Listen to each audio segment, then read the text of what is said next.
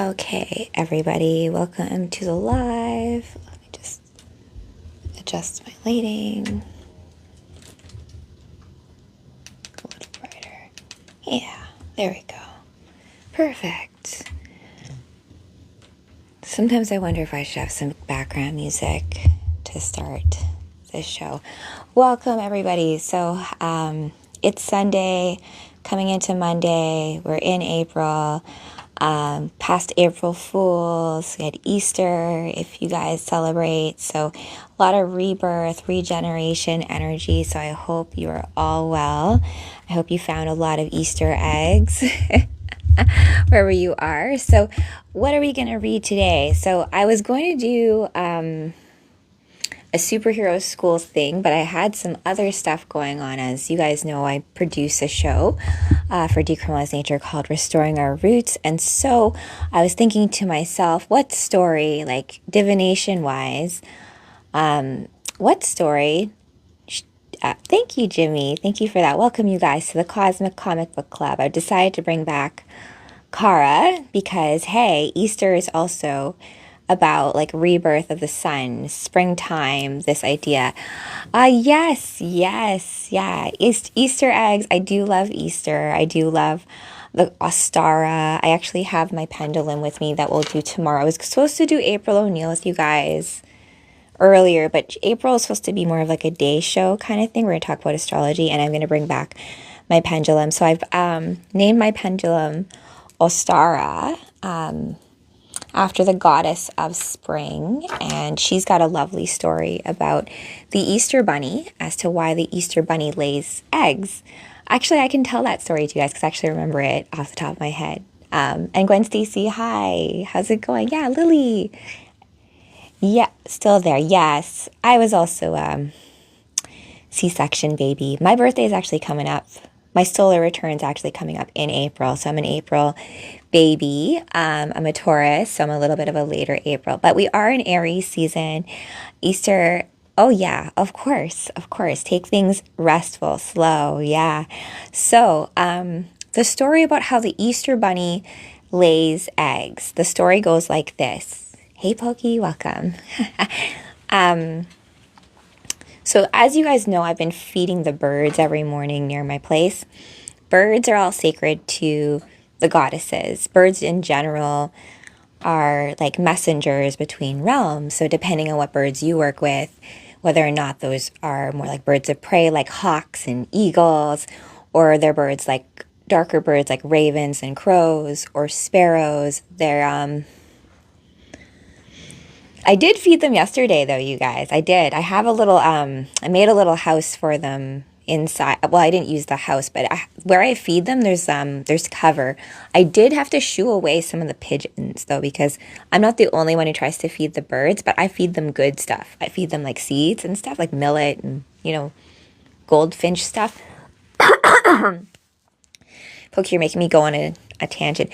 We did an Easter egg hunt, like an Easter, like, or you decorate your eggs and then you play a little bit of hide and go seek, right? Eggs themselves have a lot of symbolic meaning, but bringing it back to the Easter bunny, first things first, bunnies or white bunnies are said to live on the moon. They are sacred to the moon goddesses. I remember the moon goddesses, Venus, springtime. It also, when we think about Venus rising higher in the sky, when you do astrology, Venus also like heralds the coming of like the king, which is the sun in this kind of like symbology, right? So Easter bunnies, they actually, once upon a time, there were these beautiful white birds, and one of them ended up with a broken wing.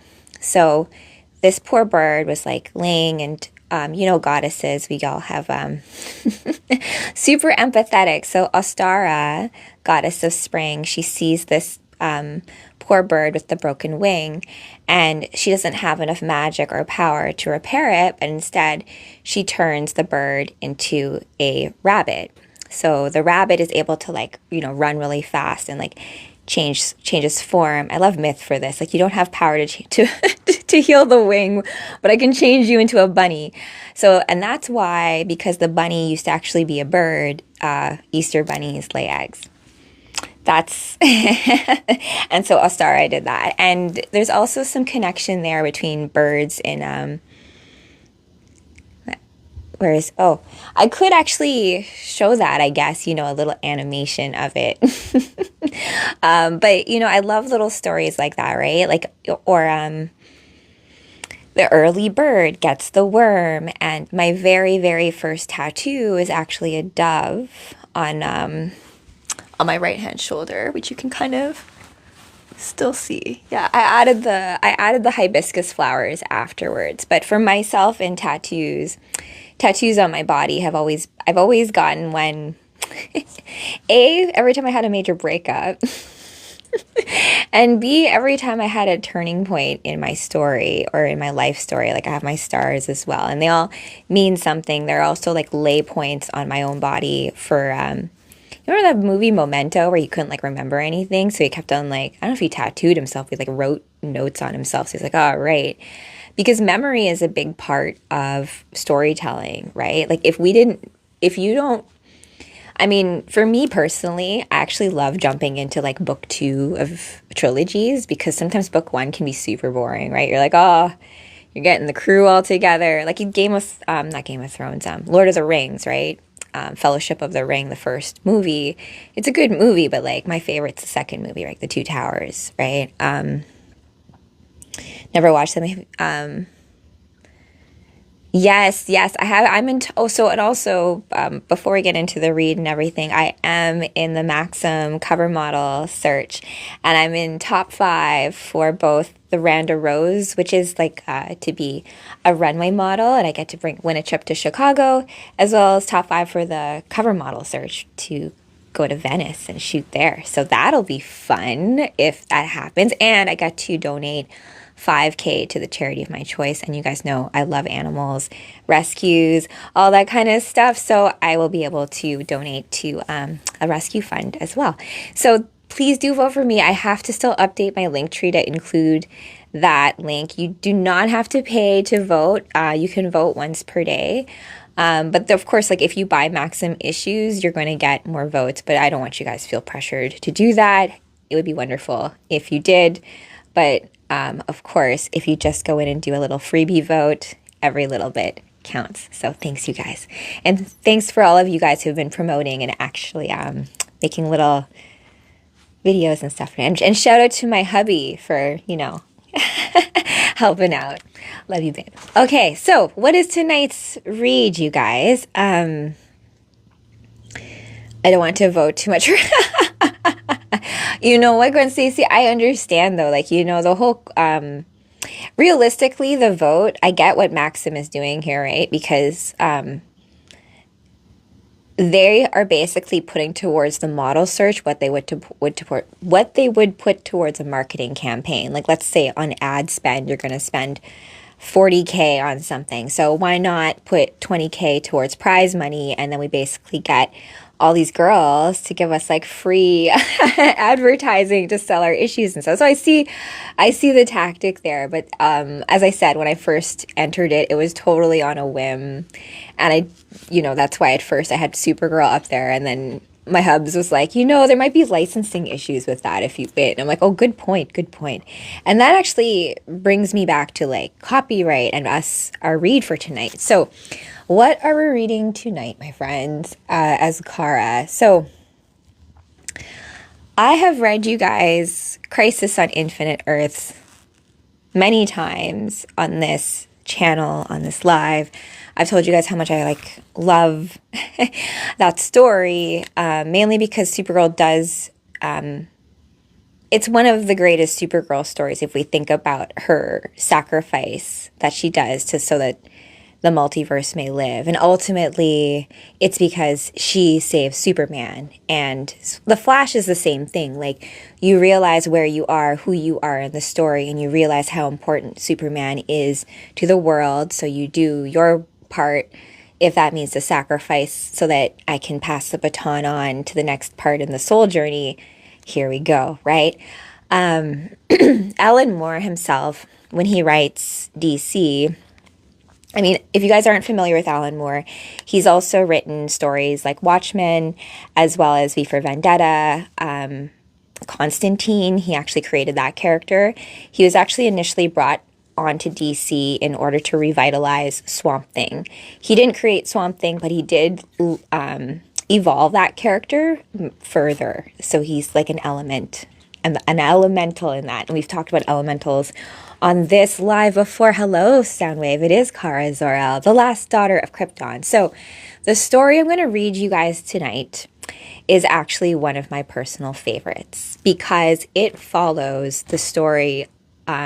It follows in timeline-wise what happens after Crisis. So Crisis happens 1985. The story I'm going to read you guys is, I bookmarked it, Whatever Happened to the Man of Tomorrow, which is about Superman's death.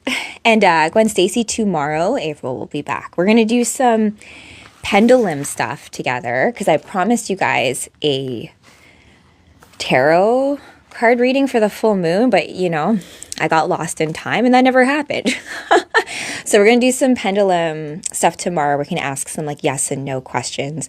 And we'll talk a little bit about divination, because that's also, you know, I've been having, you know, parsing through messages from the universe through your own like ego, through your own just imagination, through your own memories, and like also just living now here in the moment, right, in 3D space, and like realizing that's special too, right? So the dance of all that can be difficult oftentimes.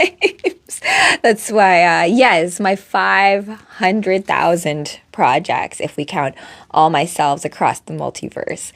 But I've also just realized, you know, I got to just like get organized. Also, I need to delegate, right? That has always been my biggest issue, is asking for help. But it's also asking for help in the right way, because you will have, I think a lot of people, I hope you guys have this in your life too, that people are willing to help if you ask. It's also just kind of hard to figure out how to ask in the right way. I do need assistance. I am also like getting organized, Pokey. Thank you for that. I'm going to take that as a compliment, because I'm kind of a hot mess most of the time. I kind of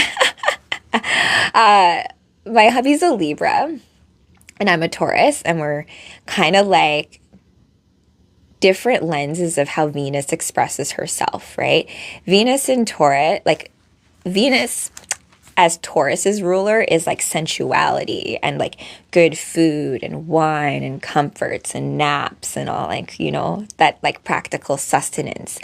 And Libra is also Venus, but it's like the opera, it's fine art, it's like politeness, it's relationships, it's justice, it's this kind of, sometimes it's like the hard truth, you know? So, me and hubby have had to like, I get, because I'm very emotional, like I'm very quick to be like, what do you mean by that? But I've learned to actually like temper that in myself and like make jokes about it too as well, because I do try to like operate on the benefit of the doubt that people aren't being malicious. I don't know when Supergirl, actually Supergirl's supposed to be a Virgo. Pokey, as far as I know. However, I will say this. There's a fun story about Virgo too, and Estrella, the goddess, the star goddess of the golden age. That might be something we talk about tomorrow when we talk about April and the fixed stars and the firmament. What is April's zodiac sign? I would say she's probably an Aries Taurus cusp, you know, if I'm going to be biased. And I think in all of your characters, right, anyone who has created the characters, there's two birthdays to look at, right? There's the birthday when, you know, like when the publishing happened. So this story that I'm going to read you guys right now came out in 1987. That was actually the year of my hubby's birth. I'm older than my hubby. I'm like I call myself a baby cougar. I'm also like an old soul, and I am turning 41 in a few weeks. So that's kind of crazy. Craziness too, as well, is that I have also foreseen this part of my life when I was very young, when I was about like 14, when I was writing. And it's been a lot of work over the last couple, however, weeks to work through my own inner work, psychic stuff, shadow, all that, all of that kind of stuff. Yeah, I'm probably, who knows, I'm a dragon maybe at heart, and I just forgot, and maybe I'm more like 4,000 years old, that kind of thing. But what is time, my friends? And think of it like game time, for example. Like if you guys have ever played basketball or football, you guys know that if there's like, let's say 20 seconds left on the clock, those 20 seconds can last like an hour, depending on timeouts and the ways that it works. So like that kind of how time works in different formats is different, right? And in many cases, like if you watched, what was that Nolan movie with Matthew McConaughey? Not Inception. Come on, you guys. You know what I'm talking about. Where time based on gravity the perception of it is going to feel different. And in Promethea, which Alan Moore also wrote about, when he talks about the end of the world, he talks about how our perception of time will change a lot because of the electromagnetics, right? So what feels like yesterday will feel like 2 weeks from now. What feels like a month ago will feel like a second ago. Where we are in time-space mapping is really like going to shift dramatically.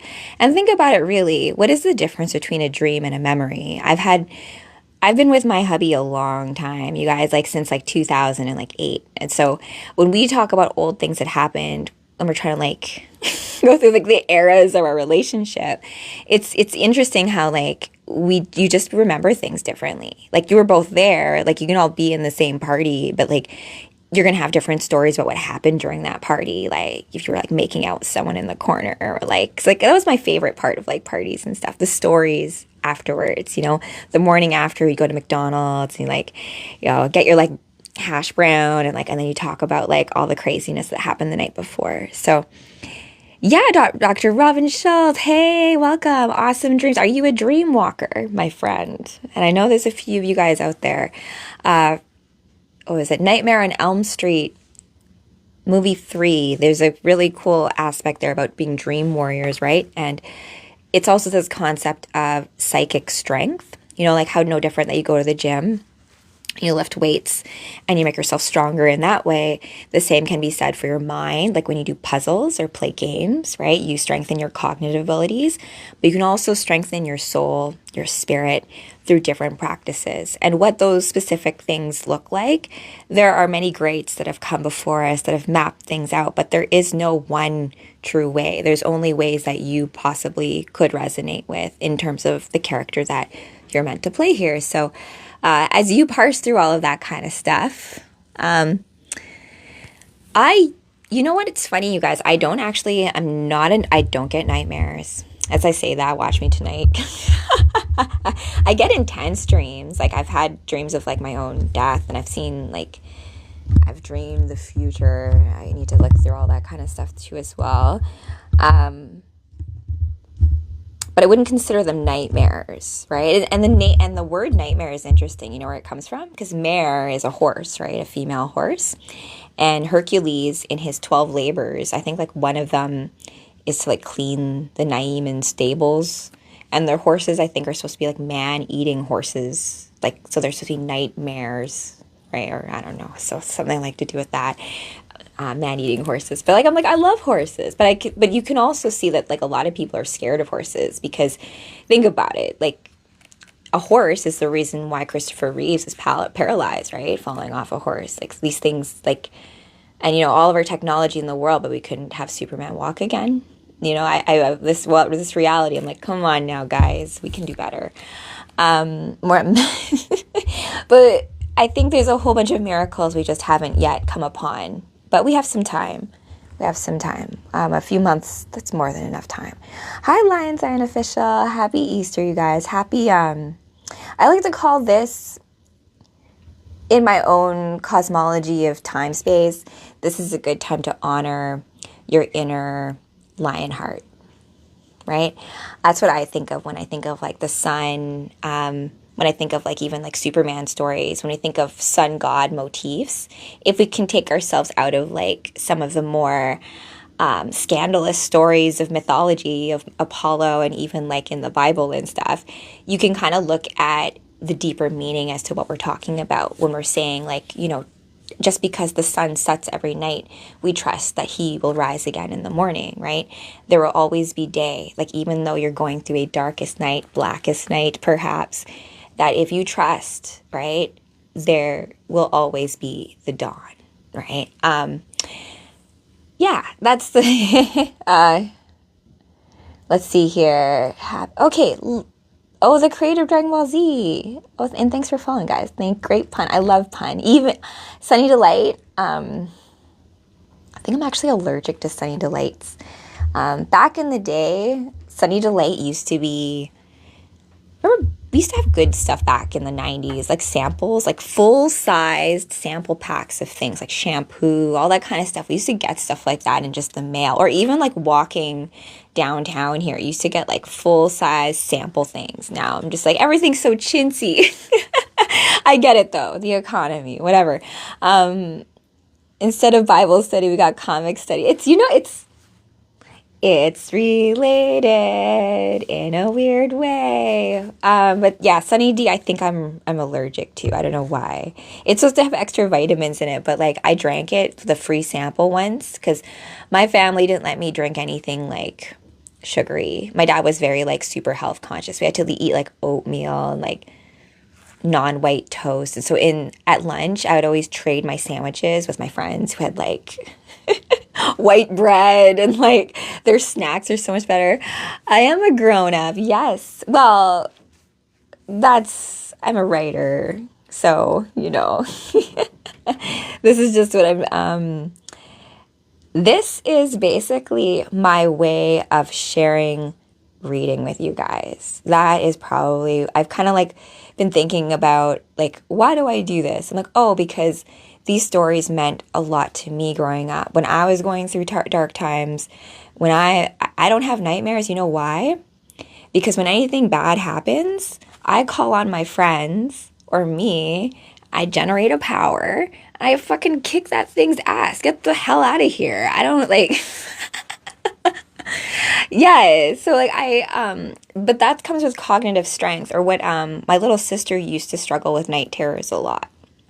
So I told her, like, I built us a dream treehouse in the psychic realm. And I said, like, you know, anytime you watch a scary movie or you're in like some weird spot in that world, just like close your eyes, take a deep breath, and imagine you're in this treehouse, right? And I'll be there, Wolfie will be there, Dash will be there, all our friends, you know, like in the form you need them to be.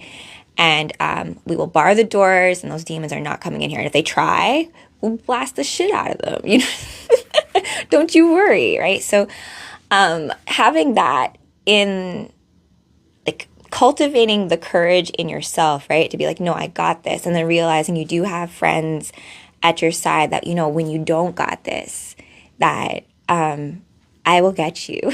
Stand by me when I'm not strong, right?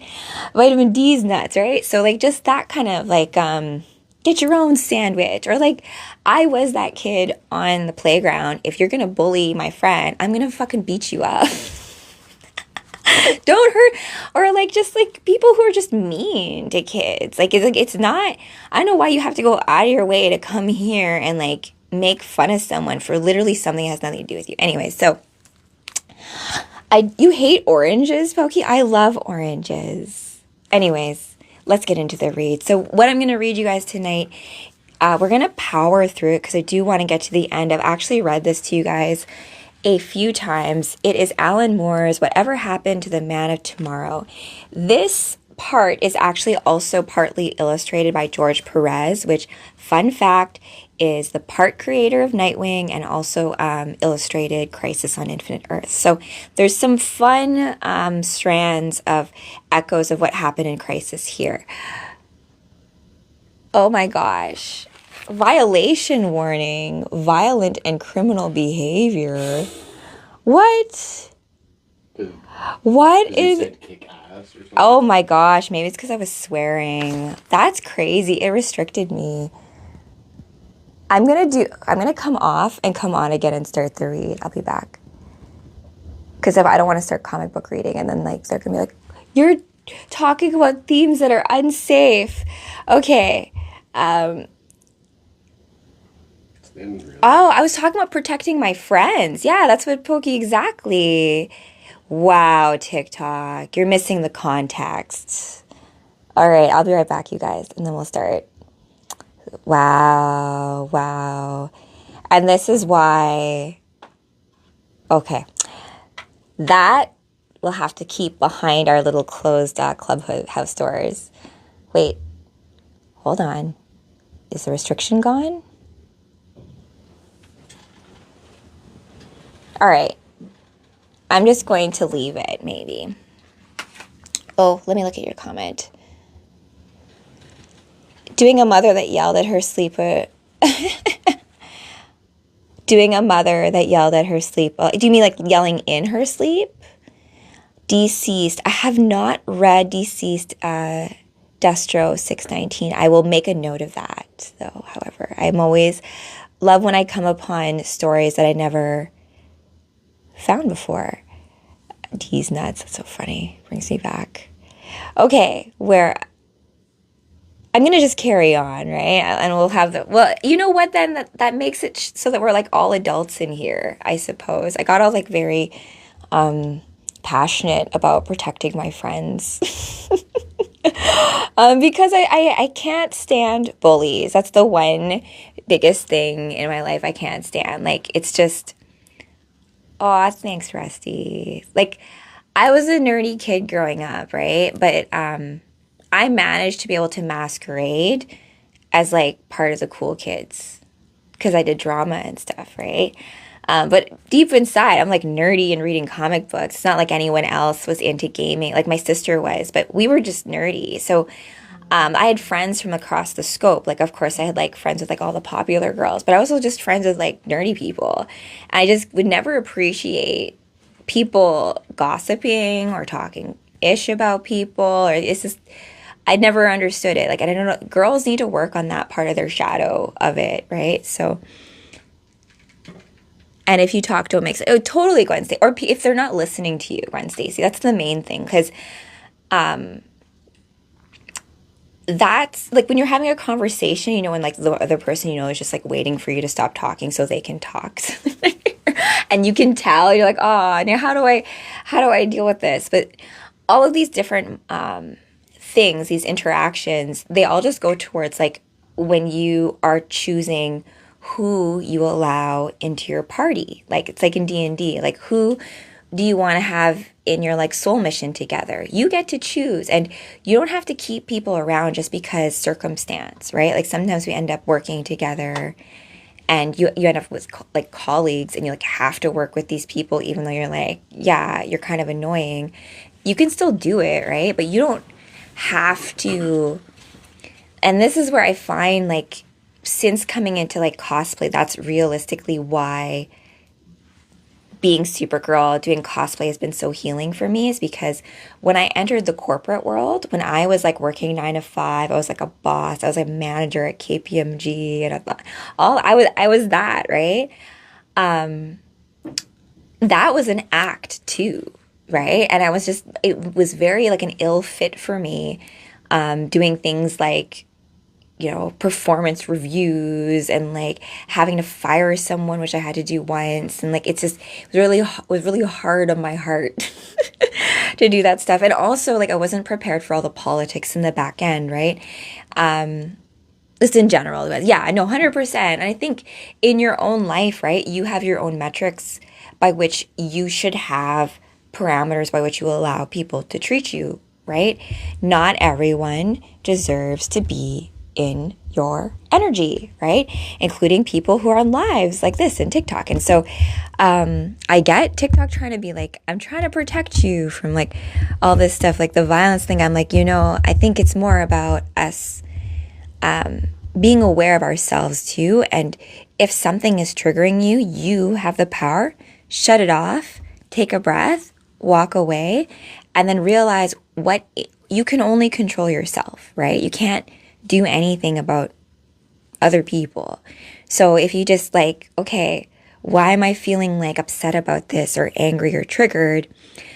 I'm just going to take a breath. Or like in my case, if someone says something crappy in the comments, I just like kick them out. It's like not worth it for me. Like I don't need to have more people or volume if you're just going to bring negativity, right? You can just have more of the right people. And I think that's the biggest lesson when it comes to like relationships. And this even includes intimate friendships, is that if you're trying to be everything for everybody, you will just stretch yourself overly thin and you will not be able to be the ultimate of who you need to be for the very choice people in your life, right? You're like your co-star, right? Like the one who's supposed to be like your ride or die with you, like your party, right? Because if you're busy trying to like please these people and these people and these people, we don't have time. Like you can't, right? It's like how when you're in a committed relationship, like love, love, love, but like if you're all of a sudden going to love that guy over there and love that guy over there, then all of a sudden, like, all love is not great if you don't have have some respect for how other people feel about certain things, right?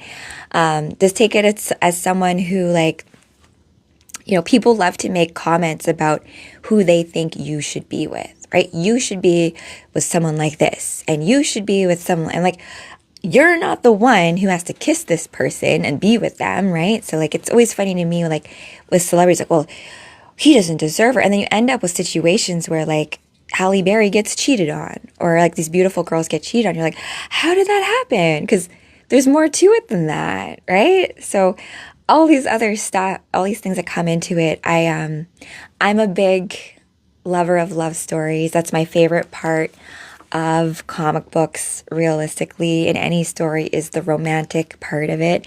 I love the romances that happen in spite of the world falling apart, right? In spite of all of it, you can find love. Because in my own world, my whole world fell apart. And if that didn't happen, I never would have met my husband. I never would have been in a situation where we would have ever met. So to all of you who are maybe going through tough times or that darkness before the dawn, or those of you who are coming to the dawn, or wherever you are in your story, I hope love for the love, Bella. Yes, exactly. I love love stories, and I always want things to work out. And I think also that hard decision sometimes you have to make where you're in a relationship where if that person's not treating you right, or it's just not working, to have that tough conversation, be honest, don't blame anybody, and just be like, maybe this has reached its end, and then dealing with it in like a mature way instead of playing games and trying to make the other person jealous. Like I did all that stuff in high school, and all that stuff is very taxing on your emotions, right? So with that, we should have battled. I'm not ready to battle right now. I've been going through some emotional turmoil on my end. So my streaming schedule has been all over the place, but I do have a lot of fun stuff coming up. So we're going to read tonight, you guys. Really special read. Alan Moore's Whatever Happened to the Man of Tomorrow. We are going to finish it today. We're going to do the conclusion because the end is very fitting with where we are cosmologically in reality, like Easter, right? This idea of the rebirth of the sun, springtime, death begets life kind of situation. That's just whipped cream in the background if you're wondering. Okay. Whatever happened to the man of tomorrow? This is an imaginary story which may never happen, but then again, still may, about a perfect man who came from the sky and did only good. It tells of his twilight, when the great battles were over and the great miracles long since performed, of how his enemies conspired against him, and of that final war in the snow-blind wastes beneath the northern lights, of the women he loved and the choice he made between them, of how he broke his most sacred oath. Oh, Wolfie's sleeping, as you know. You may hear him dream. He sometimes dreams when I read, which is kind of fun, I guess. Hi, dreams. And people say hi. Father Z's busy doing Music Man stuff. So we'll be back with those lives very soon. We've had to reset certain things when it comes to our setup. So let me just continue onwards. So welcome to the read, you guys. Cosmic Comic Book Club Supergirl is reading you guys Whatever Happened to the Man of Tomorrow by Alan Moore. Okay, so let me continue here. The snowbird wastes beneath the northern lights, of the women he loved and of the choice he made between them, of how he broke his most sacred oath, and how finally all the things he had were taken from him, save for one. It ends with a wink, and it begins in a quiet Midwestern town, one summer afternoon in the quiet Midwestern future. Away in the big city, people still sometimes glance up hopefully from the sidewalks, glimpsing a distant speck in the sky. But no, it is only a bird, only a plane. Superman died 10 years ago. This is an imaginary story. But aren't they all? Whatever happened to the man of tomorrow? Gling glang. Oh yes, oh my gosh. The classic 84 Ghostbusters is on Netflix. We should do a little watch party for that. Gwen Stacy in cosplay would be fun too. I can get a little slime thing for Wolfie. How cute would that be? Gling glang. Yes. Excuse me. Lois Lane? It's Miss Elliot now. Anyway, come on in. You must be Tim Crane from the planet. That's right. Is it still convenient to do the interview with you for our Superman Memorial Edition? Oh, sure. My husband's out at work and the baby's asleep, so he won't be disturbed. Will this room be okay? Fine. Just let me set up my recorder. Okay, testing. August 16th, 1997. I'm Tim Crane interviewing Lois Lane. She's not Lois Lane anymore. She's Lois Elliot. Put a little tap in that, you guys. My students, my superhero students are studying comic books. And you guys, speaking of 1984 in the 80s, which I was born in, Lost Boys, right? When they fight the vampires, they find out how to do so through comic books. So kind of fun. Yeah. All right. And thank you for who said I was the real super. Maybe. Appreciate it. I think we're all real superheroes. But I think it just takes some of us going first. And once some of us believe it, start expressing it, then maybe we can believe a little bit more in miracles, right? And more of the fantastical, right? Because if we're dealing with a lot of horrific-ish, guess what? The opposite must also be possible. So that's my way of thinking. Hence the inspirational stories, I'm hoping, right? Whatever happened to the man of tomorrow? Whatever happened to Superman? There. I think that should be okay. I feel kind of nervous interviewing you, Miss Elliot. You're sort of a legend around the Daily Planet, and I'm probably doing all of this wrong.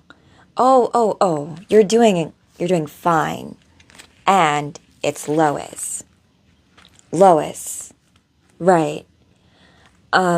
Well, I suppose I should start by asking about the years leading up to Superman's disappearance and presumed death. Were those happy times? Happy? Oh, I don't know. They were a mixture of things, like most times. But at least they were quiet.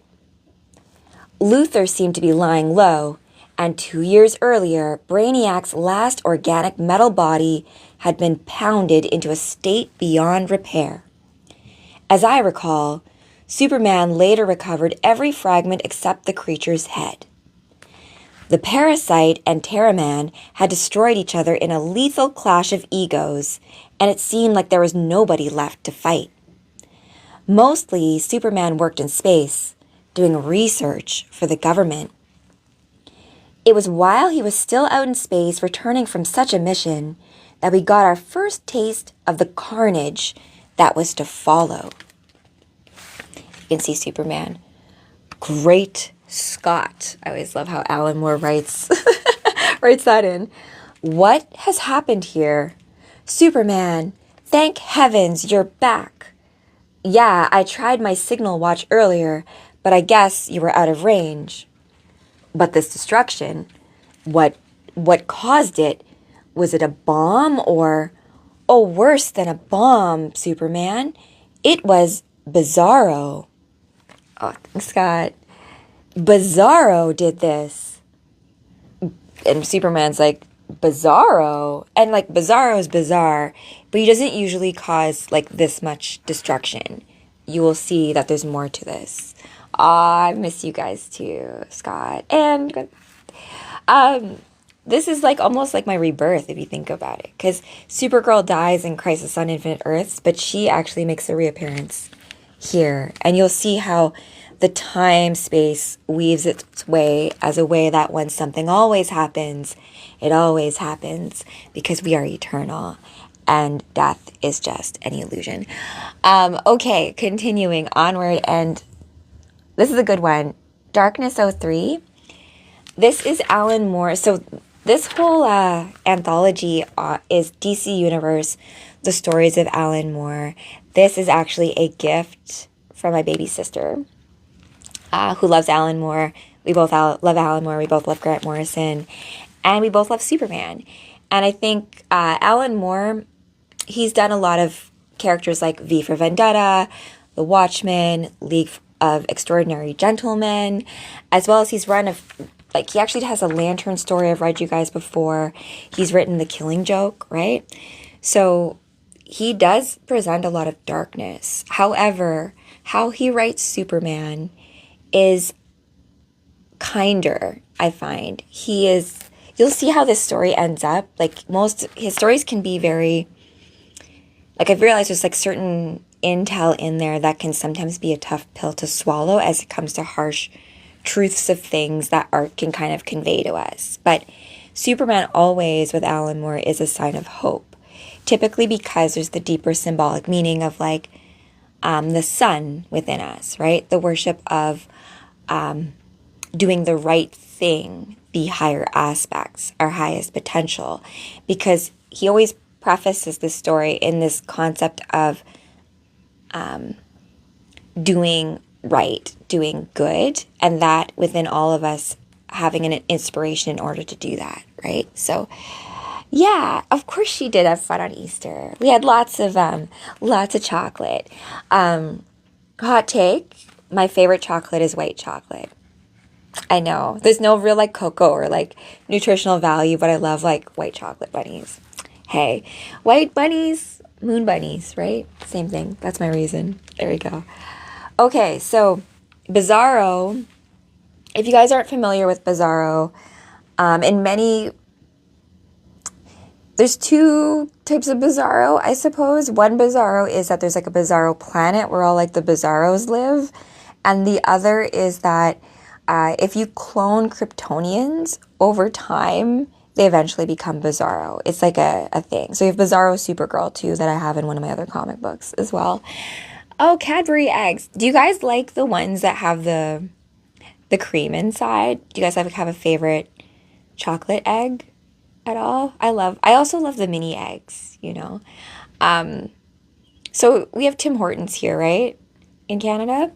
And I'm so annoyed because you guys know how much I don't like how Ryan Reynolds did Green Lantern. Like, I love Hal Jordan. Like, he's like one of my, if I had to like rank my DC crushes, I'd have Dick Grayson, number one, Nightwing, and then Robin. So I guess that's still one. Dick Grayson's my number one. Number two would be Hal Jordan, 100%. Because just like, but Hal Jordan's not a one woman kind of archetype, right? He's definitely like space renegade. You know, I'm going to go sleep with a bunch of like alien chicks on different planets. But I love Hal Jordan just because he's got resilience, that renegade bad boy. Like, I'm part of a team, but I'm also like the wild card in it. Like, oh, bless. And the other DC guys that I find super cute are Green Arrow, Ollie. Ollie Green Arrow, really cute. His interactions with Dinah, awesome. And then I have to think about the other two. I do love Barry Allen, but I like Barry Allen as more like a friend, right? Just like how I consider Superman. He's like my cousin, right? So, but I love that in a different kind of way. And this is just as someone who's grown up with a lot of guy friends, right? Who like, yes, maybe they started having a crush on me, but like, I then am the reason why you now have your wife, right? Because I can introduce you to girls and maybe translate between, you know, the language between men and women. Do you guys remember that movie where like Mel Gibson could like read women's minds and stuff? Like that, it's like that kind of thing. Men and women do not, it's like color. We don't see reds the same. So our perception of reality is already just skewed different, just even like based on hormones. So maybe we can just have a bit more forgiveness and play with each other as we like communicate what that is, right? Yeah.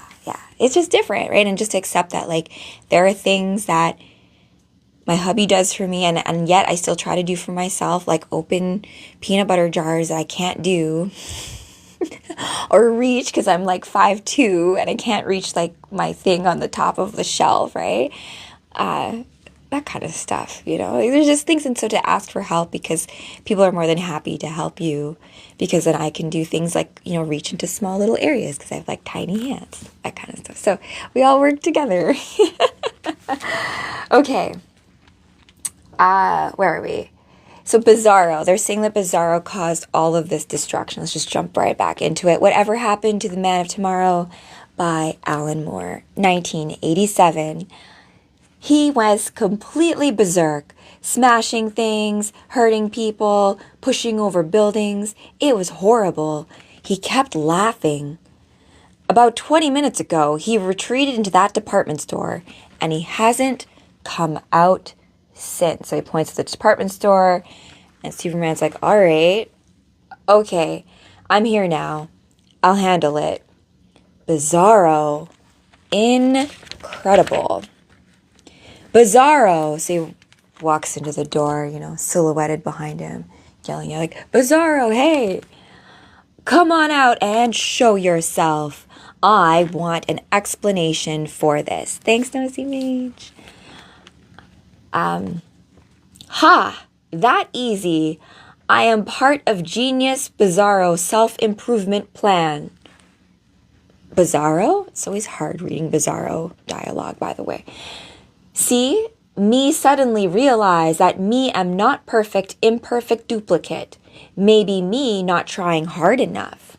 Example, when your planet Krypton blow up by accident, you am coming to Earth as baby. So, me decide to blow up whole Bizarro world on purpose and come to Earth as an adult. That is Bizarro logic, right? The Bizarro world blown up. Ha ha ha, that's right. Pretty imperfect, huh? That's right, it is a bedtime story for all the adults out there and for all of your inner children. This is Whatever Happened to the Man of Tomorrow from 1987, written by none other than Alan Moore. So we have Obito, thank you for the roses. So Bizarro, he blew up Bizarro World. Because I don't know, you guys hear his logic? He's like, you came to Earth as a baby, so I need to be an imperfect, perfect duplicate. So I blew up Bizarro World so I could come to Earth as an adult. So that's funny. What movie used to... Oh, thanks, Nosy Mage. Hearts back at you. To all you magic users out there, I know it's a tough world out there, but trust me, all the superheroes, we all need each other. Always need a magic user on the team. I've just been getting used to the fact that I am also... Oh, Zatanna will be back very soon. Tomorrow is actually going to be Jean Grey, but we have Zatanna with some more magic tricks that I've learned. Gwen Stacy, I'm trying to find your comment. I used to watch a lot of movies of people at all time that had adult time to watch a movie as a kid, mama. Gwen Stacy, you are definitely an old soul. A lot of the movies and things that you, like when you were mentioning Inspector Gadget and stuff, I was like, whoa, like I thought that was like my era when I was a kid. So it's fun how different stories, what they resonate with. It's like almost like a calling card for each of us too, right? Oh, thank you, Noisy Mage. Thanks for the hand hearts. Appreciate it. Out of curiosity, Nosy Mage, actually for all of you guys, what character in the DC universe, let's keep it to DC because I find that like when people ask me like, who's your favorite superhero? I'm like, oh my gosh, I could go down a whole thing. But what character do you resonate with? Like if you were to play, like if we're going to go into like the game of the DC universe, Alan Moore version, let's say, I would go in as Supergirl. I like how he writes her. But he does do, like, he also has done stories with, like, Swamp Thing, Elementals.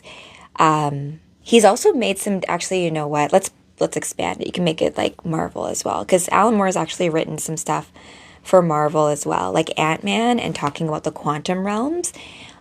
He writes about it as well. Zatanna. Yeah, I could see that. I love Zatanna. And as well, I find that when it comes to magic, right, or it comes to things like psychic powers or these things, it's hard to show that in, like, this world. So, you know, Goku. Oh, gosh, I love that, actually. Hulk. Okay, Rob like that. So the alter ego situation, right? Beautiful. Okay. I'll think about, yes. And Nosy Mage, you did not miss the tarot card reading, by the way. However, tomorrow I'm going to bring back tarot. And I don't know if you've ever worked with this, but like pendulums and stuff to do yes/no questions. And I was looking at other girls who use pendulums a lot more in their divination and stuff. Yes, April will be back tomorrow. And we're going to talk a little bit what I talked about before, which is that I mapped the Ninja Turtles to the fixed stars, all right? So how, and if you're a fixed star person, like if you're like a Leo, Taurus, Aquarius, or Scorpio, you're going to have an affinity to other people who are like fixed signs. I call it like the alchemy of astrology because this is why sometimes people find like Geminis flaky, right? Or Sagittarius is flighty, right? Because they're like, when things get too hard, I'm going to like leave the situation. Because being mutable, it's more distribution. Like if we think of like the alchemy of things, where cardinal signs like Aries, what we're in right now, it's like the initiation. And then fixed signs like Taurus, it's like the synthesization and like the work and like whatever, like creation. And then the mutable sign is like distribution, right? So yeah, but you need all three parts to do anything, right? And I think it's just kind of noting in yourself what you actually like doing most of. And so I've learned a lot from Gemini friends being a Taurus to being more like flexible, right? And hopefully Geminis have learned a lot from me about being more like practical about certain things, right? So, and in between the dialogue of both, you can like have, I find like better solutions to things depending what you're doing, right? Yes, go Stacy, Capricorn. I love Cappies. Cappies are earth signs too. There's the element part of it as well. So it's fun to note that if you think of each of the not aspects. Oh my gosh, modalities. They're called modalities in astrology. So if you're fixed, each of those fixed signs is going to have an element associated with it, right? Like Leo is fire, Taurus is earth, Scorpio is water, Aquarius is air. It's misconstrued a lot of the times that Aquarius, when we talk about age of Aquarius, is water, but Aquarius is the cup bearer. So it's this concept of the inner intuition being encased in a frame, right? So it's like when you have a thought and then you're like, okay, I'm going to take that thought and I'm going to now express that in like real life. Like, so from the moment you're like, okay, I'm hungry. I want to get a snack. Yes. And Virgo is earth too. Yes. I shouldn't forget. And of course, Supergirl, in many cases, her birthday is supposed to be in Virgo. So, okay, let's continue onwards, my friends. Okay. So Bizarro, yeah. He's going in. Bizarro basically explained his whole like motivation here, where he was like, okay, I basically blew up my own planet, Bizarro planet, because I wanted to be an imperfect, perfect duplicate of you. And Superman's like, that reasoning is messed up, but I guess you can't really expect much from Bizarro people, I suppose, right? You know? Bizarro, what's happened to you? I can't believe that you've actually destroyed your entire world, your home world. Ha! That am only beginning. Next, me realize that Superman never kill. So me kill lots of people. Them very grateful. Scream with happiness. Oh my gosh, Bizarro. Oh, you killed people. Oh, merciful Rao, says Superman. But then, me finally understand me need to be perfect, imperfect duplicate, continues Bizarro. Sounds a little bit like he's possessed by something, to be honest. It am little blue kryptonite meteor that me carry in lead case for good luck. So there we go. We have probably the reason why Bizarro is acting extra Bizarro. The blue kryptonite. So, not to be confused with all the different colors of the lanterns, the different kryptonites do different things and have different reactions to both Kryptonians. And in this case, you'll see blue kryptonite is like not good for Bizarro. I did read a story, Legion of Superheroes, where Supergirl, she gets in contact with red kryptonite and it turns her from a girl into like a woman. Like she gets boobs. So then like the super teens, they basically kick her out of the group because they're like, you're not a girl anymore. She's like, but it's just the red kryptonite. I'm like, what a weird storyline. And then in other versions, the red kryptonite actually makes Lana Lang Superwoman. So the kryptonite rules are a little bit right. And then I think after she's out of contact with it, she like goes back to being a girl and then like let her back into the group. So it's just a fun. I'm like, oh, the storylines of this. I think the 60s, the 70s. I have to come back to that. That's actually it's like a reference. It's an old comic book. It probably cost me a pretty penny to actually own that one. Text drop. Thank you. Anyways, Rach, thank you for supporting the live. Okay. So just to get you guys all up to speed, I'm going to actually power through a bit because I've actually read you this part. I think some parts of this exist on my YouTube channel somewhere in a disorganized format. Thank you, text, because we're going to continue on. This is whatever happened to the Man of Tomorrow. So Alan Moore wrote this. It takes place after the events of Crisis on Infinite Earths. So remember, Supergirl is gone at this point. She's dead, right? Because she sacrificed herself for Superman. Barry's gone, the Flash, right?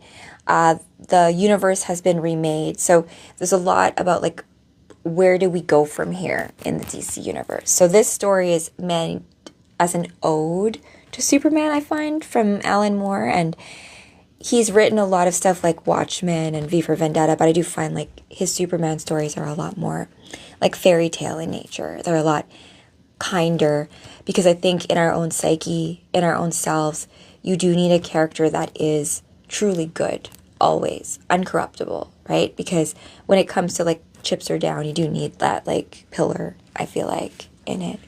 Aw, thanks, you guys. This is a compilation of stories by Alan Moore, the DC Universe, The Stories of Alan Moore. But I'm reading you guys, because it's an anthology, right? I'm reading you guys from this point, Whatever Happened to the Man of Tomorrow. I'm going to just jump ahead. I'm going to give you guys a little bit of Cole's notes, just because I do want to get to the second half of the story before the night is through. But I've gone on a bunch of, like, tangents with you guys. So, this part I've read before where Brainiac... Okay, so the way the story is told is Lois Lane is being interviewed because Superman died 10 years ago. So it's going through an explanation as to what happened. So Lois is now Lois Elliott, wink, wink, nudge, nudge. And she's telling this story to this reporter, Tim Crane at the Daily Planet. So how does Superman die? This is the story as to how that happens. Now, the way Lois puts it is the time before things happen, Brainiac has been, like, defeated, right? And Lex has been quiet. So we see what happens in the North here. Lex thinks he can, like, harvest Brainiac because, you know, alien technology, right? So and Lex has a big ego on the guy, right? So he's like, I'm going to take Brainiac and I'm going to, like, dissect him and I'm going to use it. But he kind of... he underestimated Brainiac, and Brainiac basically, like, takes over his consciousness, like, you know, takes over his brain. So now you have, like, a Luthor Brainiac thing, which is, like, a really crazy enemy to be dealing with, right? Like, I'll read that part out because it's kind of... I kind of laugh too because, like, Lex thinks he's so smart, and then Brainiac takes over his head. I'm like, yeah, evil, like, eats itself. So I'm not surprised. Okay, so I mean, back when you were still green with a head full of light bulbs, we were always such great buddies. Remember the Brainiac Luthor team? We were and then he starts bing bing bing bing bing bing bing. What the hell is... Oh no. Brainiac! Brainiac, stop this. I didn't know you were alive. Brainiac, I am warning you.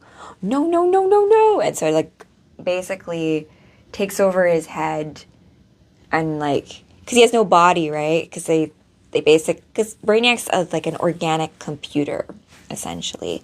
Not to be confused with Brainiac 5, my hubby, you know. All right, so the Brainiac takes over. Oh, and thank you, Vanilla Thunder, for the heartbeat. Welcome to the Cosmic Comic Book Club. Greetings, Lex Luthor. Your body, mind, and vocal cords all now belong to me. I welcome you to the new Brainiac Luthor team. By human standards, your brain is superb. Its stored data is massively useful. The Kryptonian has interrupted my programs and caused me indignity.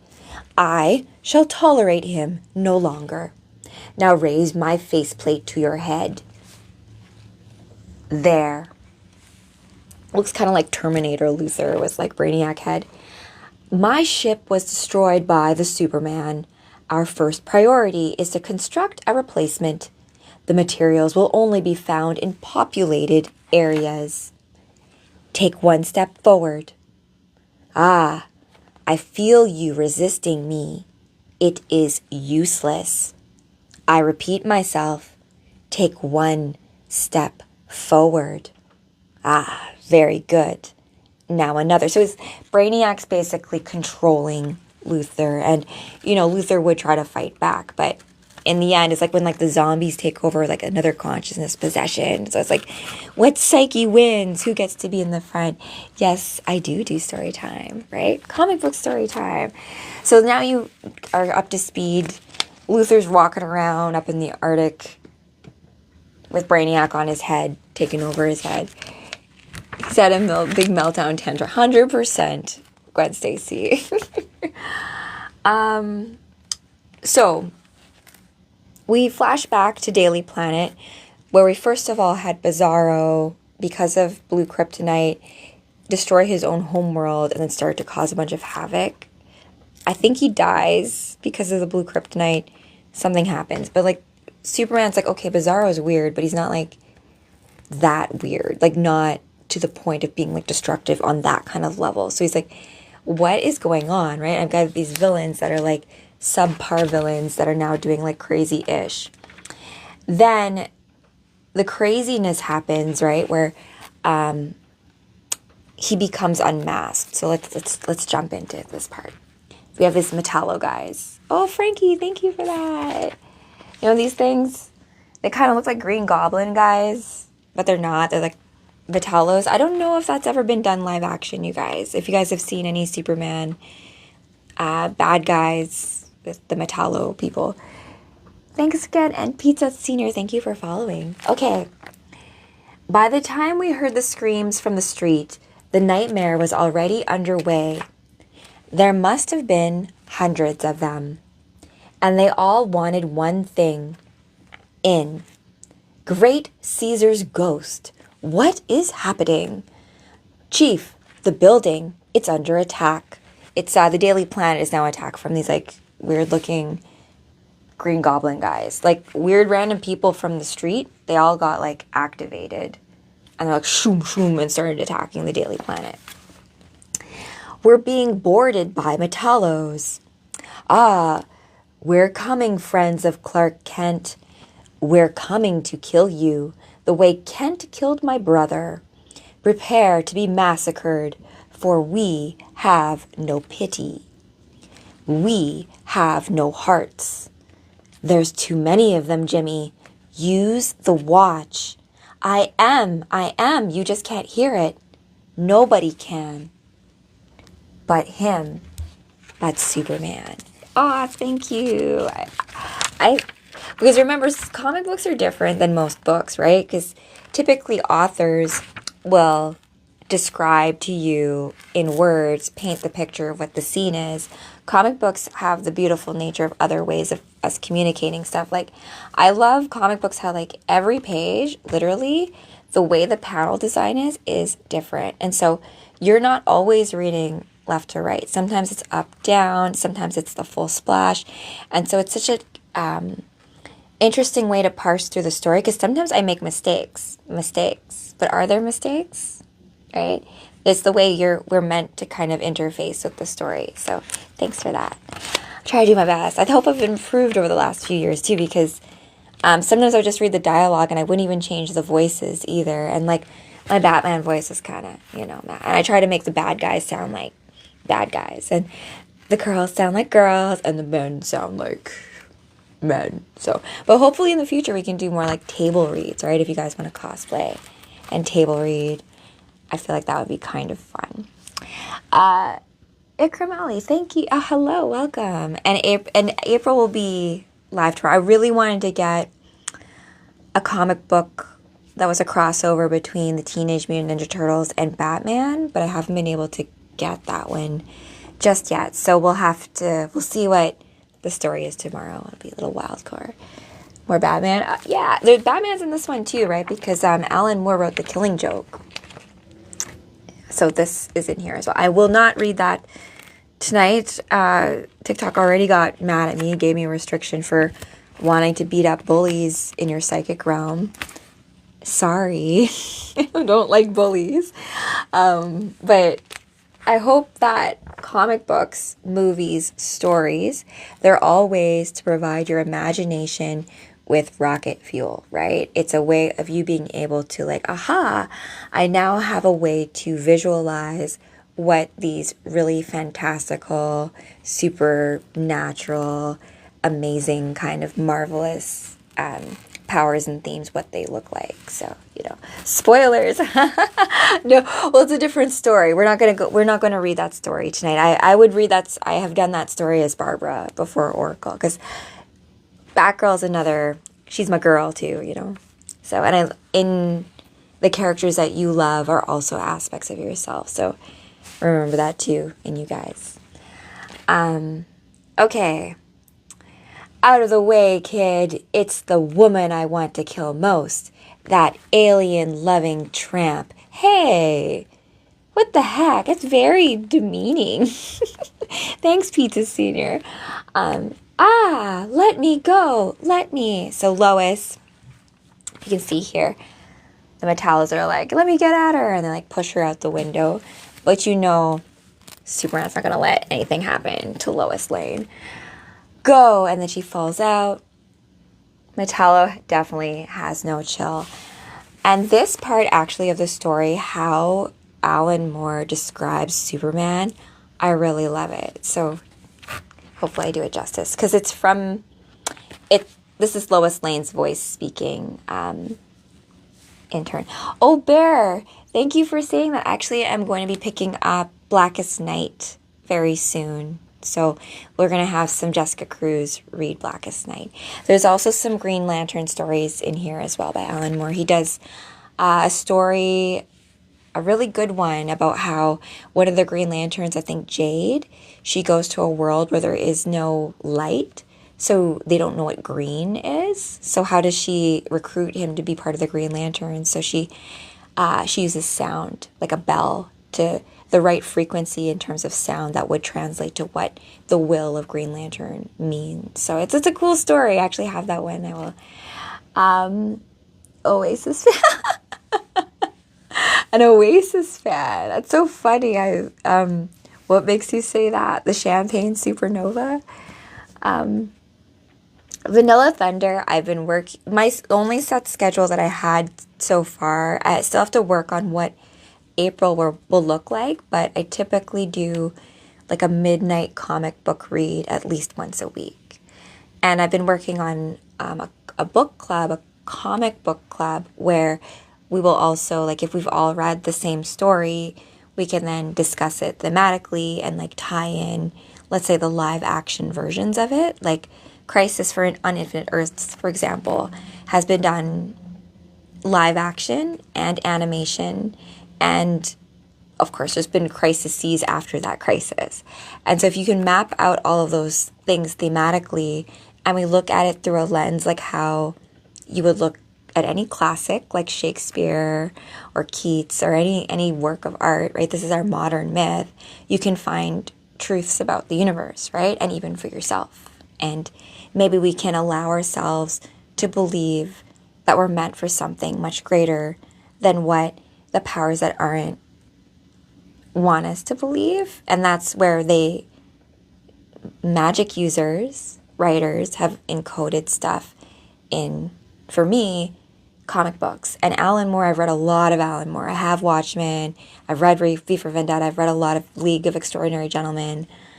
Some of his stuff is hard to talk out loud because the cadence of it is very poetic.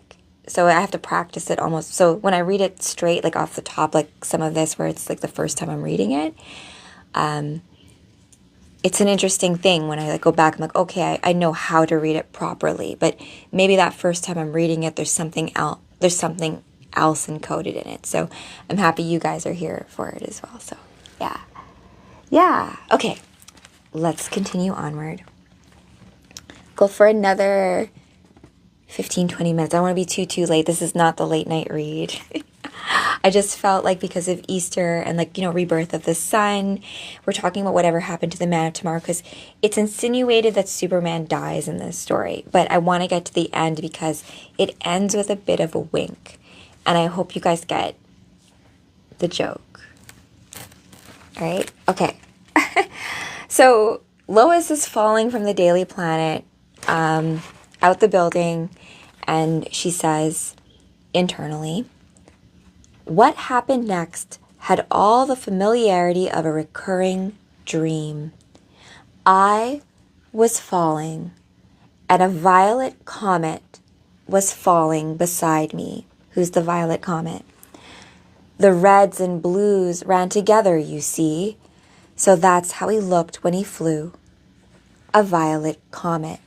Keep that in mind when it comes to chakras. Violet's your crown chakra. Hold on, Lois.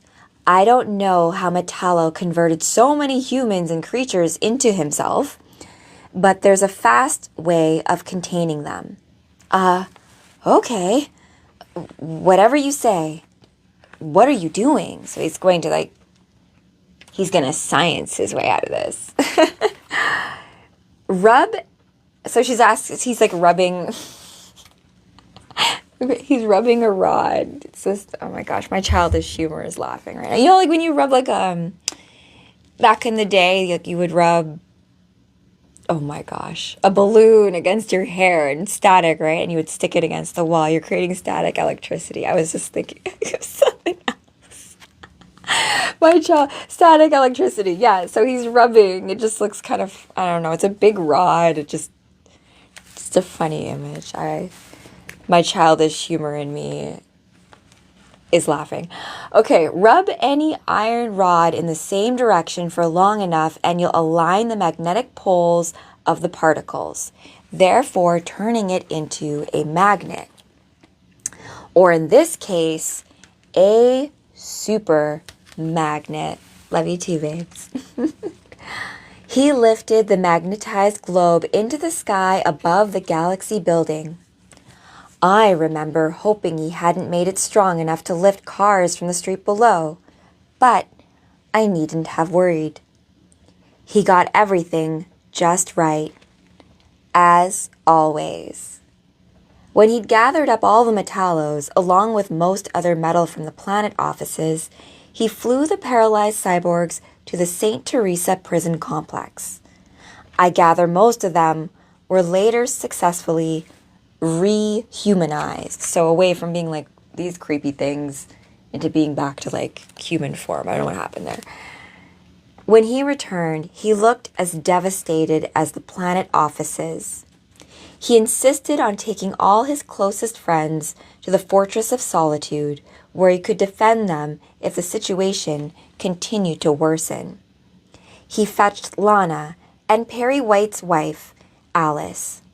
Alice and Perry were not quite getting on, so she was very confused and scared. I guess we were all tense. Everything had such an air of finality. Eventually, we were all at the fortress. I hadn't been there for a while, but it was still the same.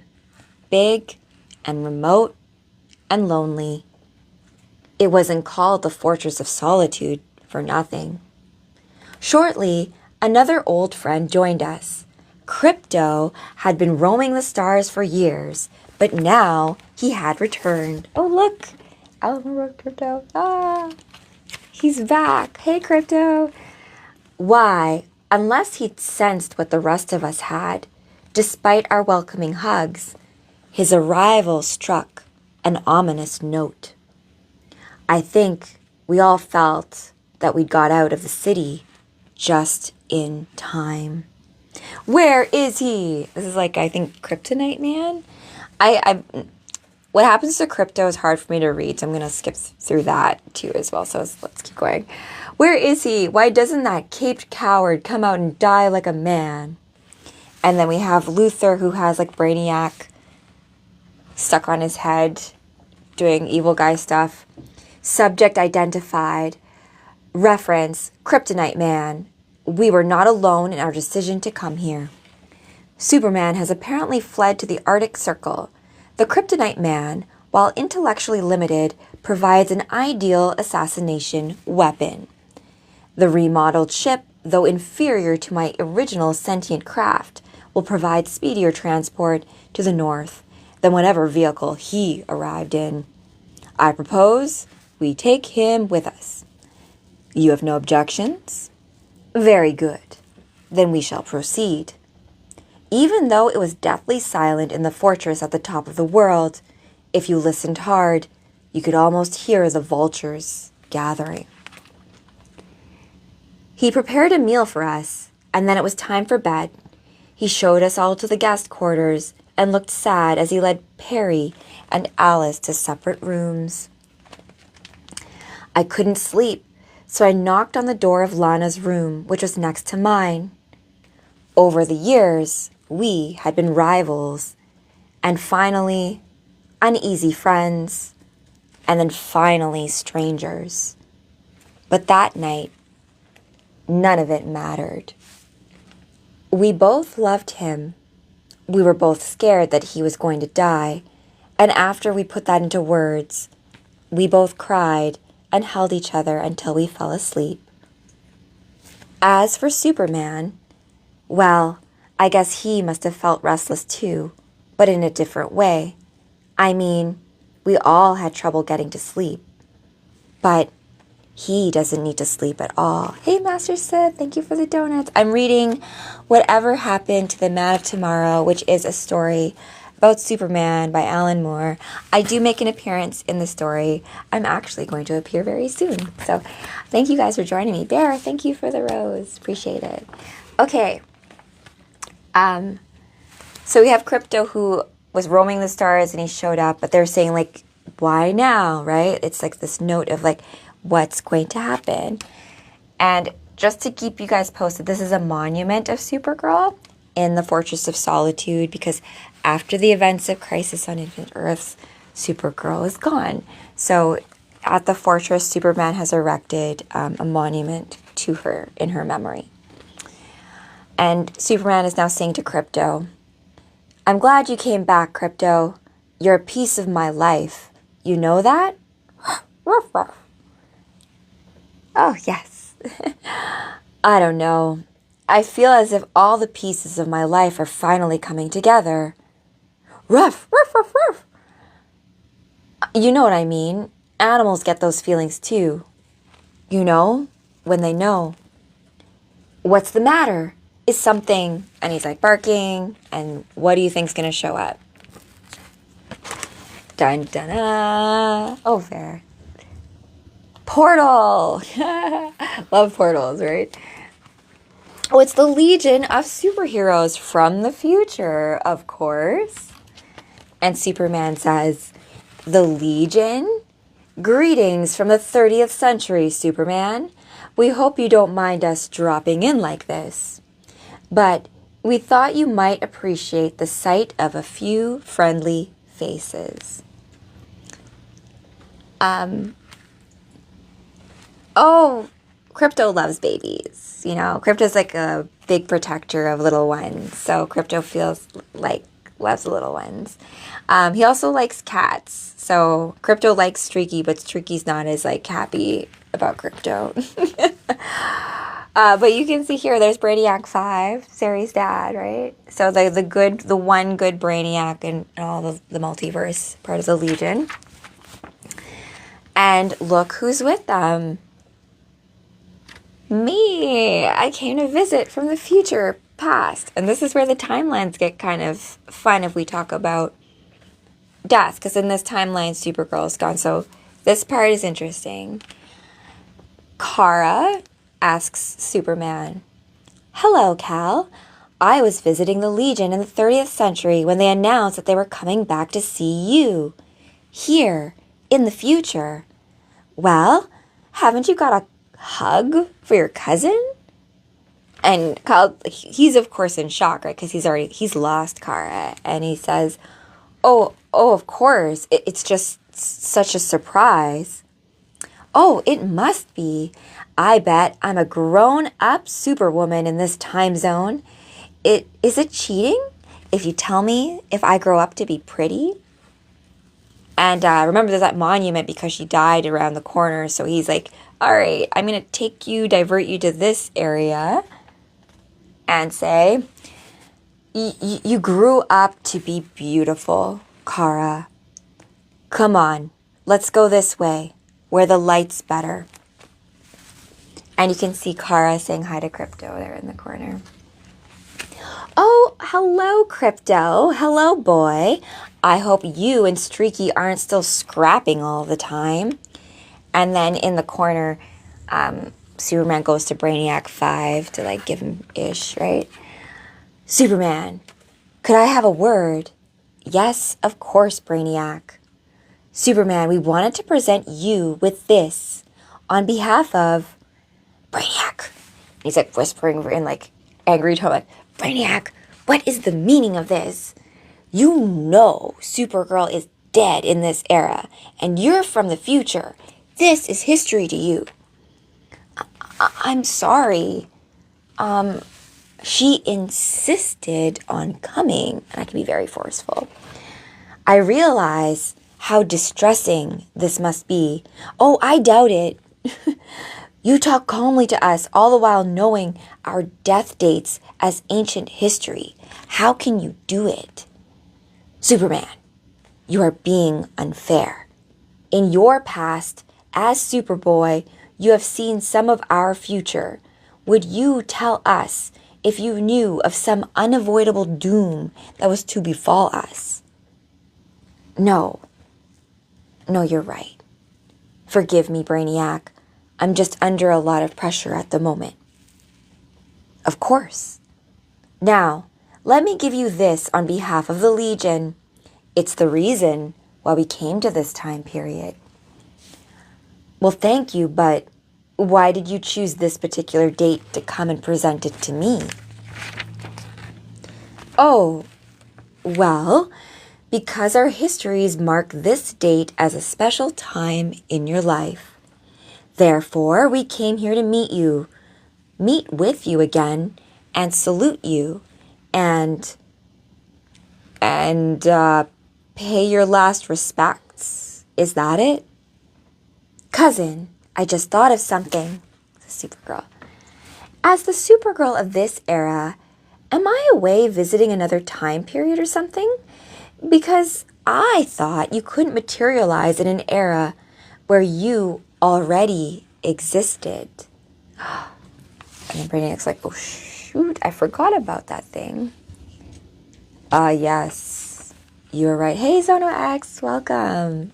My schedule's been a little off, but I felt the need to read this story to you guys. This is Alan Moore's Whatever Happened to the Man of Tomorrow. Thanks, Bear. The tiny bunny. Yay, perfect.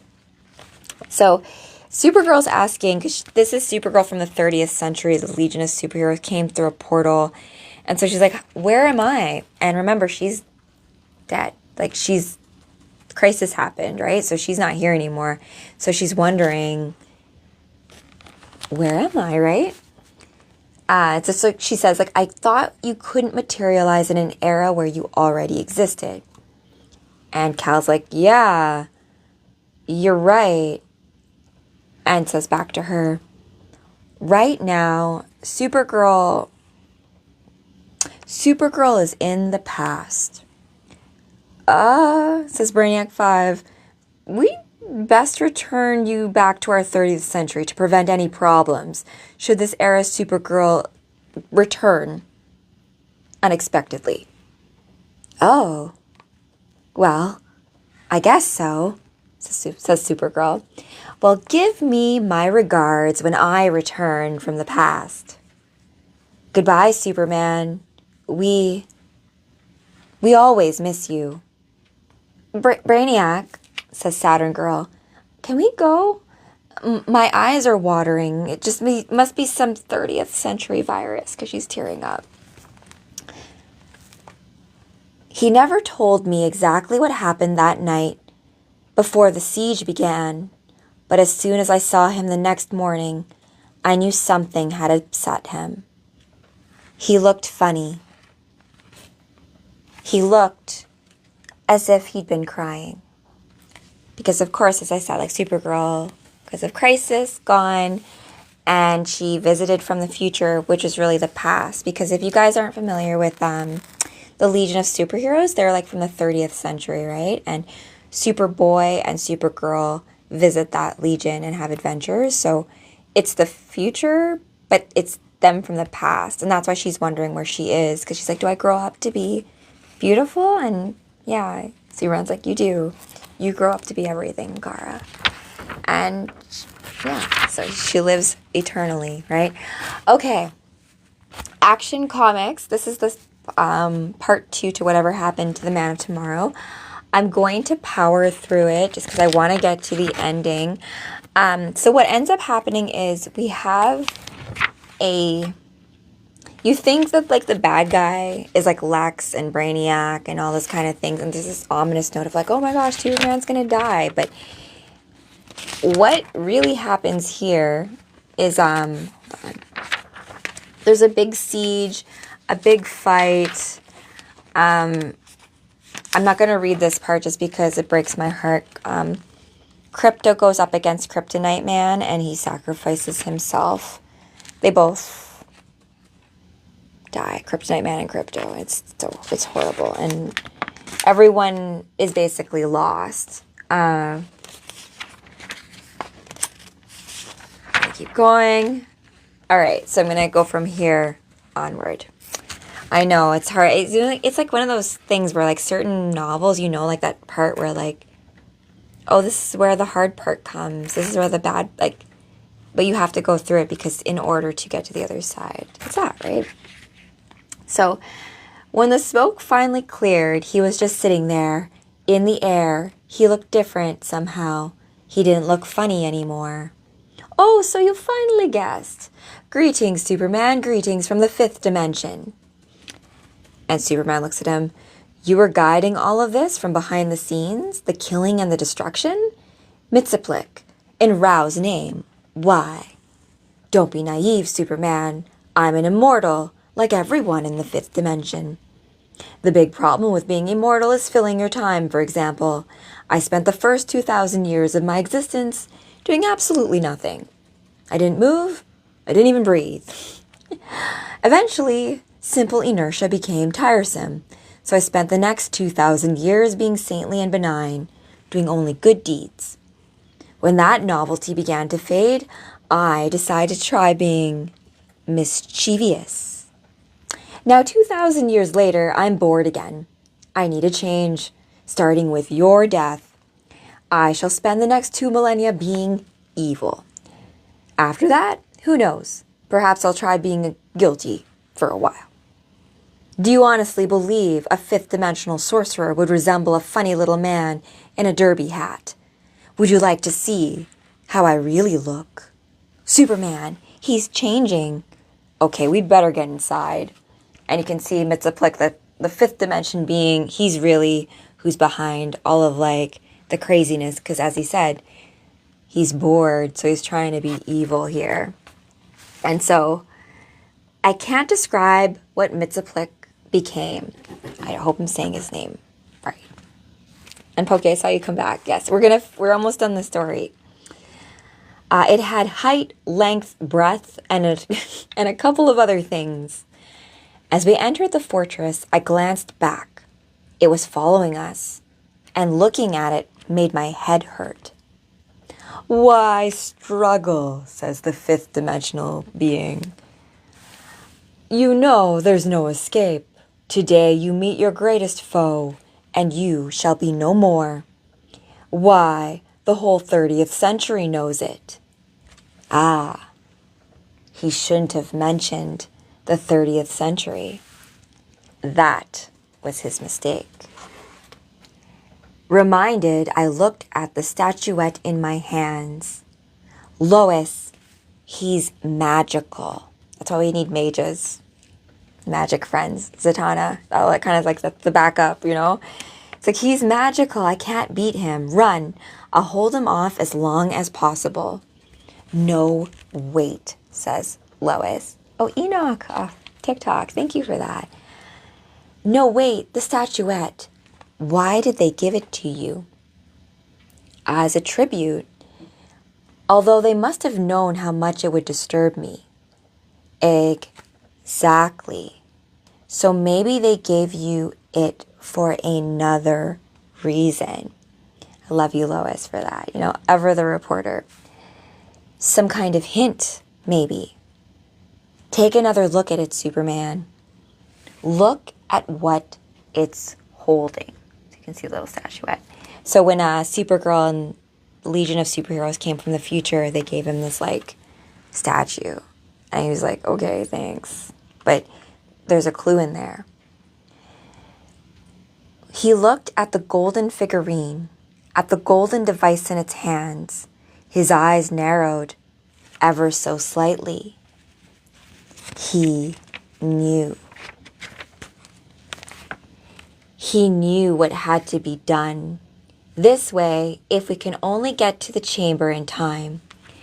The chamber, when we reached it, was as eerie and unpleasant as I remembered. From a screen at one end, pale men with murderous eyes mouthed obscenities at us. Time was running out, and suddenly it was all gone. Ah, there you are. Time to die, I think. Oh yes, that's right, Mitsaplik. It's time to die. Oh, there's the Wolfie's dreaming again. You can hear him. He turned the Phantom Zone projector's single Cyclops eye, staring from between his hands, finger moving towards its black button. Mitsaplik had no means of escape except for one. And so he says this, remember like Zatanna speaking backwards? So I think he says his name backwards, which I can't clip the mix. Is this backwards? Wolfie is interested. Is your dog dreaming too? No, Wolfie! Holy cow. Hey! What's up?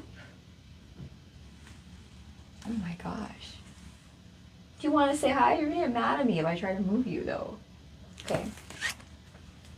He gets into this story. If you guys have been around from the beginning when I used to do these comic book reads, Wolfie went through a period of time where he had a lot of allergies, so he had like a cone on.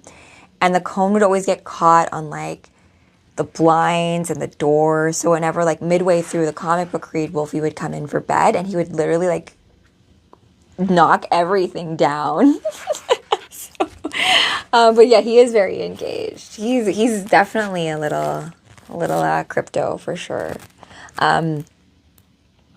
Oh yes, he sleeps with us for sure. He needs to move around though. He's one of those people, those dogs who like has like 3 different spots to sleep, and so throughout the night he has to move. So yes, Wolfie always will make sure to knock over the tripod, my light, or sleep like directly on my feet so I can't move. And so if I move, then he gets mad at me for, you know, not being the appropriate sleepy snuggie. So to kick me out of the bed.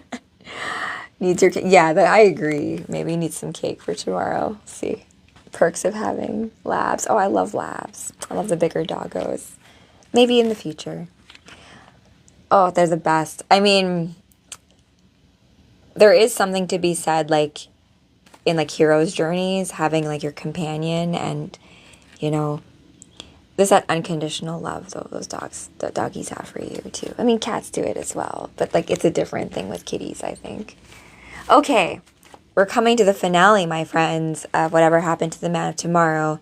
Just to get everyone up to speed, 5th dimension sorcerer guy is bored, so he's like, I wanted to be evil, so I decided to like just kill you, Superman. So Superman has realized that the statuette that he received from the future, from the 30th century, from like me, Kara from the future past, and friends, and Brainiac 5, in that there's like a clue, which is like this, what do you call it?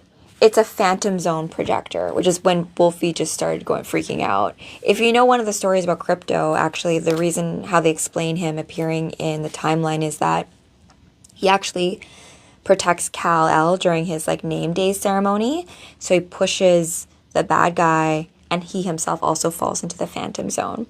So Phantom Zone in DC Universe lore is a timeless space. It's typically used as like a prison for bad guys in Krypton. Brings up a lot of moral conundrums about like, you know, imprisoning people for like infinity. But it is a timeless space. So this little projector is a projector into the Phantom Zone. So just to give you guys some background into that. If there's anything more to add, you guys here, I know you guys are all nerdy, please do drop that in the chat.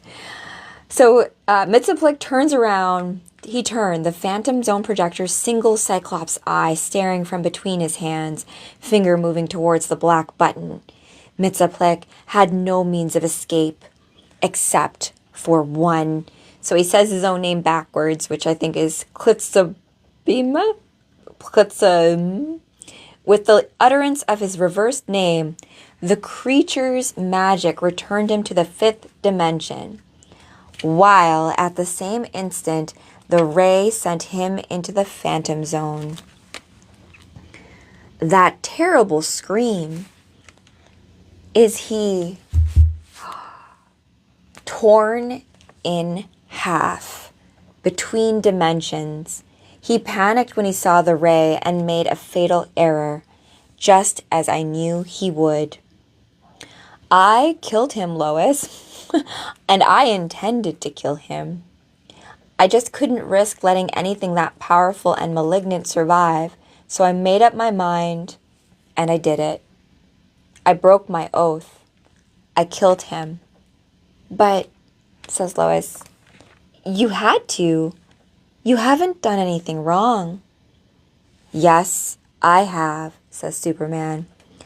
Nobody has the right to kill. Not Mxyzptlk, not you, not Superman.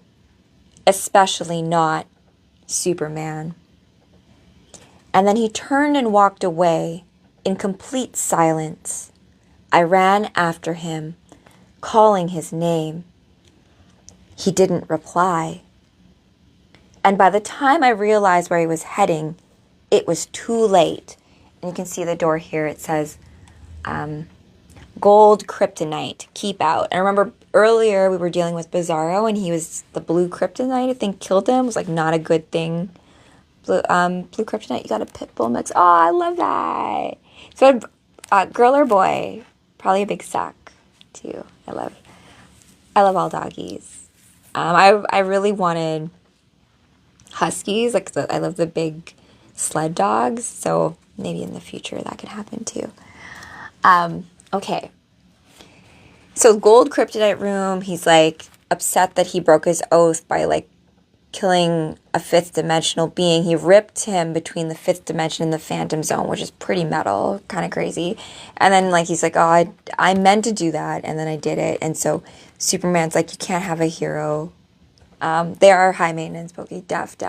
I really wanted a Klekai, if you guys are familiar with those kinds of dogs. They're like huskies, but really small, but they need a lot of behavioral training, right? Or they end up with like just rip up your whole house, or behavioral issues. Same things with pitties. And I had a friend who had like a Rottweiler, Dalmatians. I had neighbors who had a lot of Dalmatians, and like all those dogs, you need to like exercise them. They need like a lot of attention and love. They're like kids, like fur baby kids, you know. So they're worth it, right? It's all with like with everything. Like everything does require a certain amount of care and just also being aware. Dalmatian I had was a cool doggy. Aw, cool. I mean, 101 Dalmatians, I loved that movie too. So after I saw that, I'm like, I want a Dalmatian. But they do need a lot of work, right? And I can't wait for when I can give Wolfie like a backyard. I have, you know, like those like obstacle courses for doggies. I have like a dream of making a little like obstacle course for Wolfie in the background. Then I could put it like little cape on him and we can run him through, right?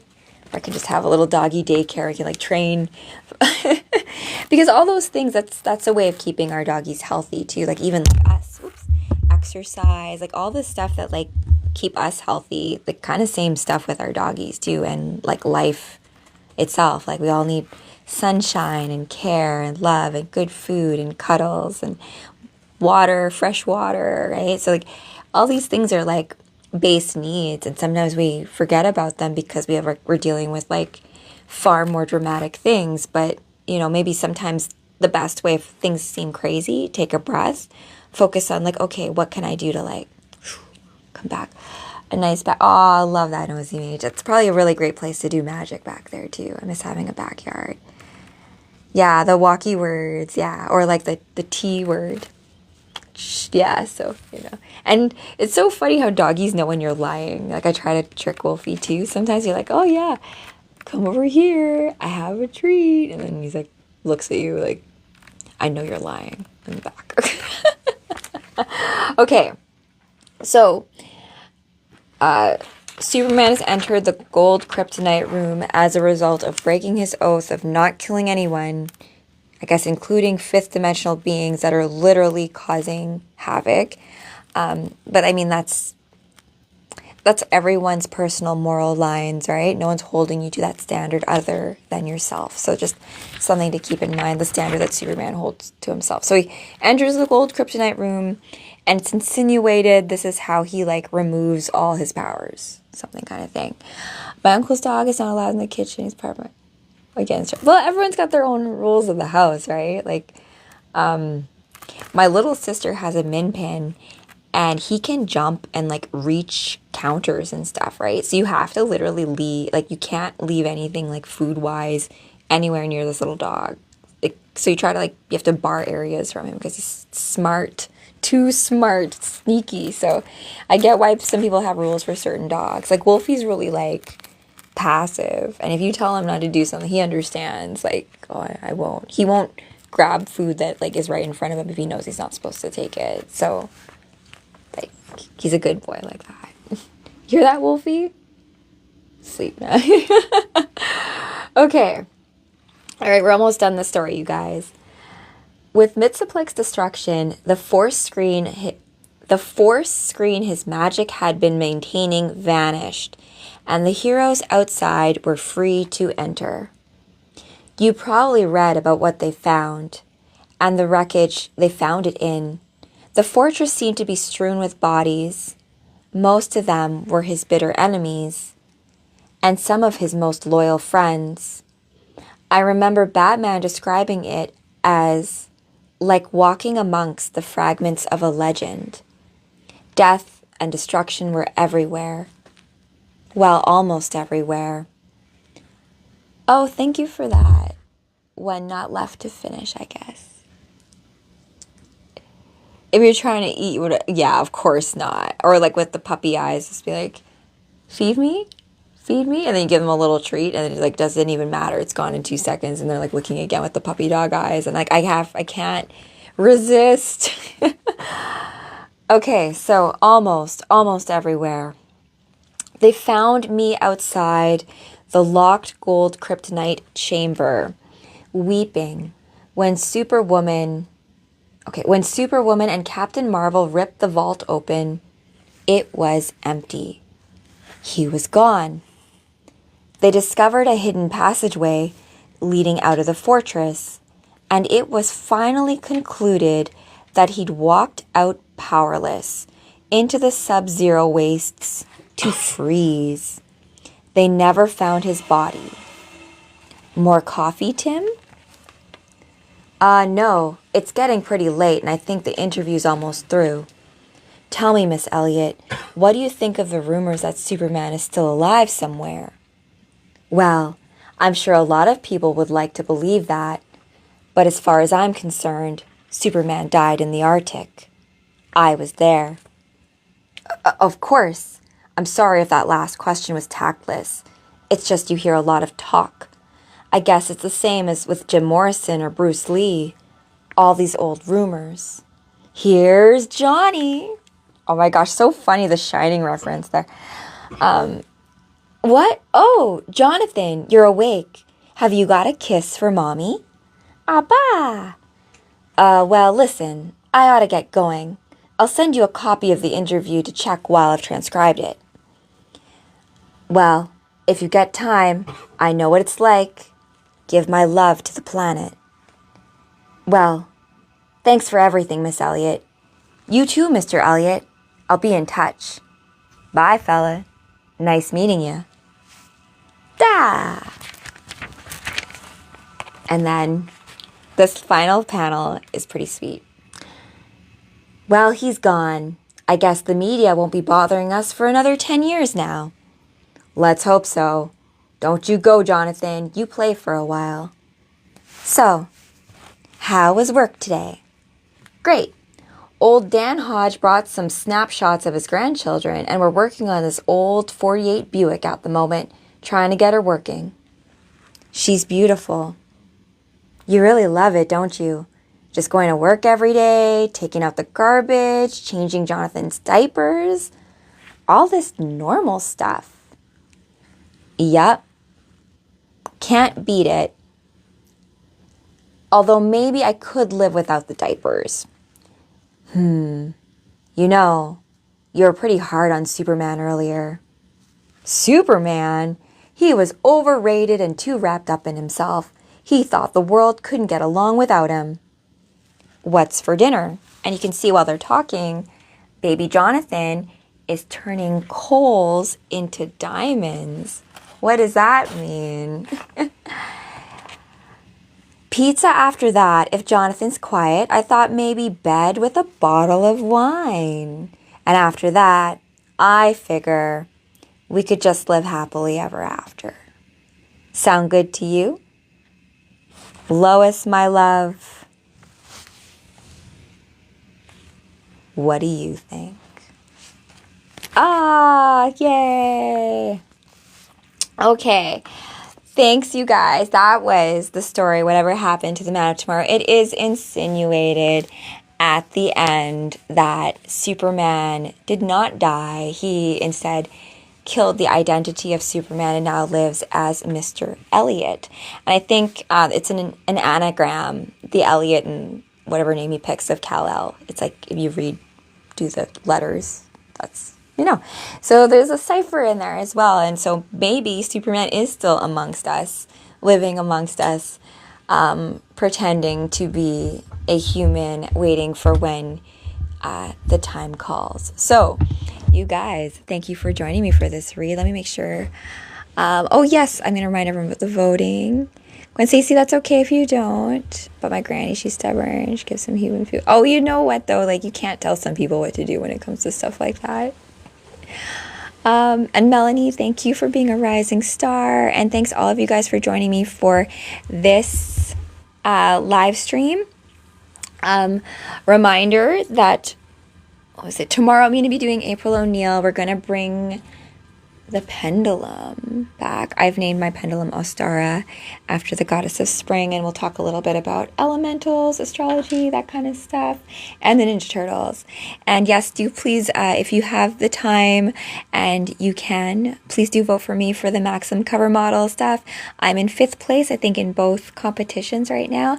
And if I win, 5K of my winnings will go towards charity, and I am donating towards, of course, animal rescue, because, hey, our fur babies, they play a big role and an important role in our lives. All right, guys, thank you so much. Until next time, remember, it takes true courage for you to play as exactly you in the cosmic game of life, so be sure to play as exactly you, because the universe is counting on you. But no worries, I got your back.